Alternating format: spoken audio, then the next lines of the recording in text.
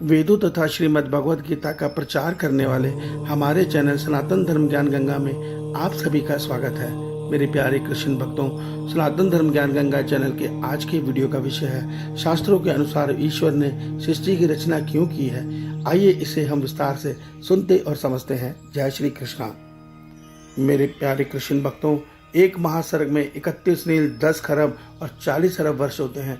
इस दौरान हमारे परमात्मा हमारी सृष्टि को 3600 बार रचते हैं, अर्थात 3600 बार नई सृष्टि की रचना नए सूर्य और नए सौर मंडल में होती है, नई धरती पे होती है और 3600 बार इस धरती पर इस सूर्य के साथ प्रलय आती है।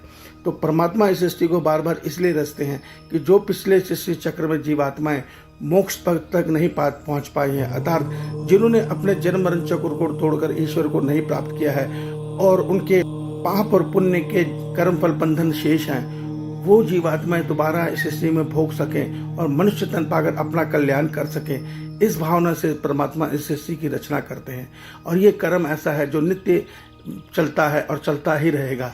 इसके विषय में हमारे वेद और श्रीमद् भगवद गीता बताते हैं कि परमात्मा ने ये सृष्टि की रचना में 84 लाख योनियां जो रची हैं, उन 84 लाख योनियों में केवल मनुष्य का तन ऐसा है, मनुष्य शरीर ऐसा है जिसके द्वारा मनुष्य अपना जन्म मरण चक्र तोड़कर अपनी आत्मा का अपने परमात्मा से मिलन कर सकता है। 84 लाख योनि में अन्य कोई ऐसी योनि नहीं है जिसके अंदर परमात्मा को हमारी जीवात्मा पा सके।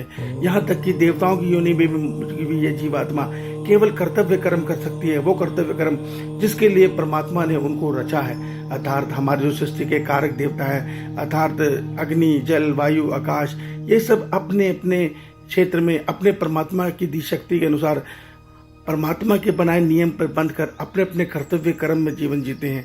ये जो संसार का कल्याण करते हैं, ये ईश्वर की आदेश पे करते हैं और ये इनका कर्तव्य कर्म है, इनको ये करना ही होता है। इन कर्तव्य कर्मों के बदले देवताओं को कोई पुण्य फल नहीं मिलता, बल्कि जो ये देवता हैं ये अपने पूर्व जन्मों के कर्मों को भोग रहे हैं देवता योनि में, और जिस दिन इनके कर्म फल पूरे होते हैं इनसे ये पद छीन लिया जाता है और इनको दोबारा जन्म मरण चक्र में डाल दिया जाता है। जन्म मरण चक्र में ये 1,84 चक्र में भ्रमण करते हैं और केवल मनुष्य की योनि ऐसी योनि है, मनुष्य तन ऐसा तन है जिसके द्वारा परमात्मा के बनाए नियम पर चलकर, अर्थात वेदों की वाणी और श्रीमद् भगवद गीता के मार्ग पर चलकर अनुसरण करके मनुष्य अपना कल्याण कर सकता है।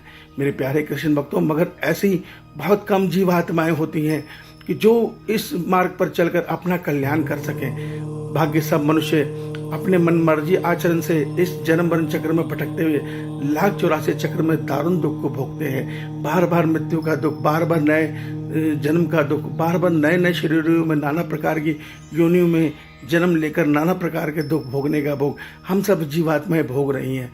ईश्वर ने हमारे कल्याण के लिए श्रीमद् भगवद गीता और वेदों का ज्ञान दिया है, उसमें हमें मोक्ष का मार्ग सरलता से बता दिया है, मगर आज हम मन की कामना के गुलाम हुए इससे दूर हो गए हैं। नतीजा कि आज चहुं ओर सृष्टि में दुख, महामारी, आपदाएं, प्राकृतिक आपदाएं बढ़ती जा रही है। मनुष्य का जीवन बेचैनी भरा हो गया, मनुष्य के जीवन में सुख शांति खत्म हो गई है।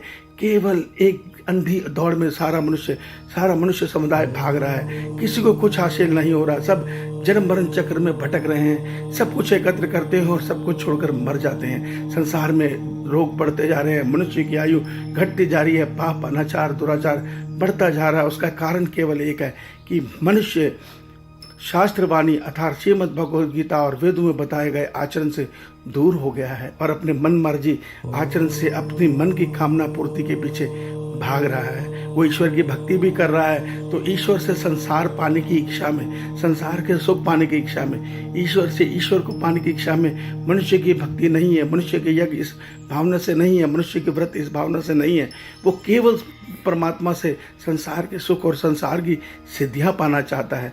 इसी वजह से आज मनुष्य दारुण दुख को प्राप्त होता हुआ इस जन्म मरण चक्र में भटक रहा है। इस ईश्वर की सृष्टि की रचना यूं ही चलती रहेगी।